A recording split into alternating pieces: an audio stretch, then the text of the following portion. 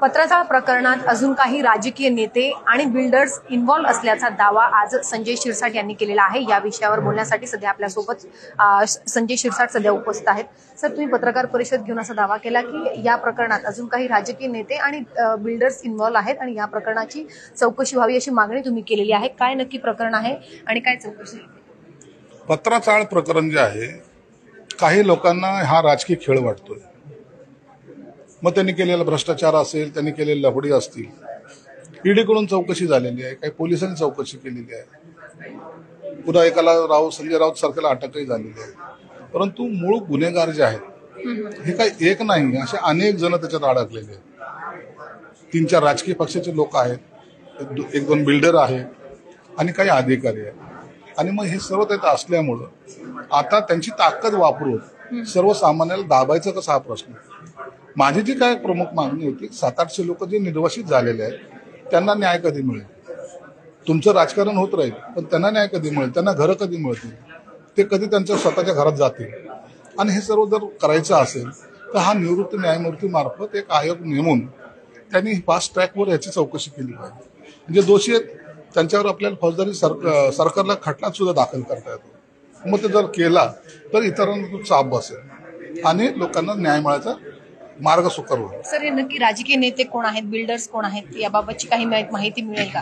माझ्याकडे सर्व माहिती, परंतु जेव्हा मीच मागणी करतो की निवृत्त न्यायमूर्ती नेमावा, त्या टायमाला या गोष्टी उघड करण्यापेक्षा त्या निवृत्त न्यायमूर्ती जो कोणी असेल त्यांच्याकडे हे सर्व प्रकरण मी देईल, ते पुरावे देईल आणि त्या अनुषंगाने आणि ते स्वतः इतरांना बोलून त्या संदर्भातले डिटेल चौकशी करतील अशी माझी अपेक्षा आहे। नक्कीच सर, आपण पाहतोय की रोज वर्षा बंगल्यावरती मोठ्या प्रमाणावर पक्षप्रवेश होतात आणि यावरूनच आज जयंत पाटील असं म्हणाले की जे लोक पदाधिकारी पक्षप्रवेश घेतात फक्त निधी मिळेल याकरिता ते जातात, जेव्हा सरकार कोसळेल तेव्हा ते परत मागे फिरतील। त्यांचेही कार्यक्रम निधी मिळतोय असं आपण गृहीत धरू की त्यांना निधी मिळतोय म्हणून ते जातात।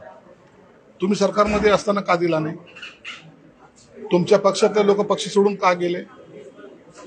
म्हणजे याचा अर्थ तुम्ही कमकुवत आहात। तुमच्याकडून ते जमलं नाही, ते शिंदे साहेब करतायत म्हणून लोक त्यांच्याकडे जातात। त्यांच्याही कार्यकर्त्यांनी त्यांना असं सांगितलं की सर मी जाऊ का आणि निधी घेऊन परत येतो 6 महिन्यांनी। जाऊ का काय? स्वतःच येतात निधी मागायला। त्यांना विचारा ना 8 महिन्यामध्ये तुमच्याकडे निधी किती मिळाला? अजितदादांना विचारा, अनेक लोकांना विचारा।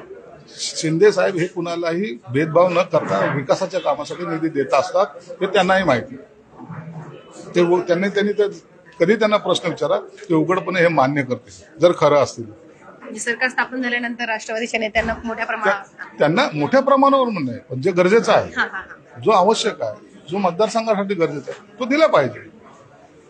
हे नेत्याचा चेहरा म्हणून देत नाही आपण, तर तिथल्या लोकांचा विकासासाठी देत असतो। एखाद्या गावातला रस्ता झाला किंवा एखाद्या गावातल्या धरणाचं काम सुरू झालं, एखाद्या गावामध्ये शाळा बांधायची असेल, हे सार्वजनिक काम आहे आणि झाले पाहिजेत ना।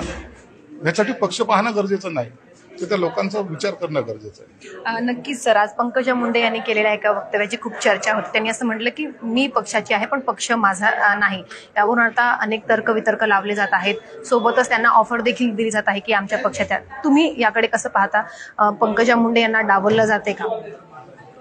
पंकजा मुंडेचं किंवा प्रतिम मुंडेचं हे पक्षांतर्गतचं मत आहे, त्याच्यात मी भाष्य करणं योग्य नाही। संजय राऊत यांनी देखील त्यांना सल्ला दिलेला आहे। संजय राऊतचं काय आहे? त्याच्याच पक्षाचे आमदार खासदार त्यांना सांभाळता आलेले, इतरांना घेऊन काय होतं लोणचं घालणार आहेत? जे राहिलेले ते पळून चालले, त्याच्याकडे लक्ष द्या, एवढं त्यांना माझं सांगणं आहे। अगदीच शेवटचा प्रश्न, आपण पाहतोय की लोकसभा आणि विधानसभेच्या निवडणुका येऊ घातलेल्या आहेत। भाजप असोत किंवा महाविकास आघाडीचे घटक पक्ष असोत तयारीला लागलेत, मात्र शिंदे गट म्हणजे शिवसेनेची तयारी कशा पद्धतीने सुरू आहे? किती जागांवरती तुम्ही लढणार आहात? किती जागांवरती तुम्ही इच्छुक आहात? कारण आपण पाहतोय की आता वेगवेगळे तर्कवितर्क जागांवरती चर्चा सुरू झालेली आहे।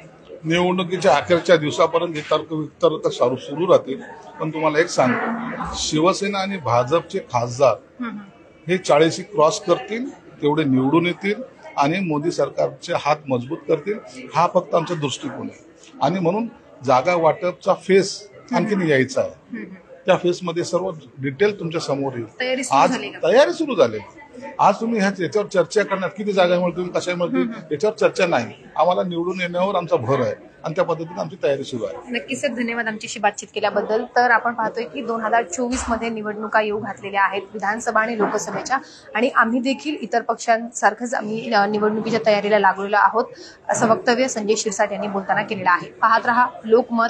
धन्यवाद.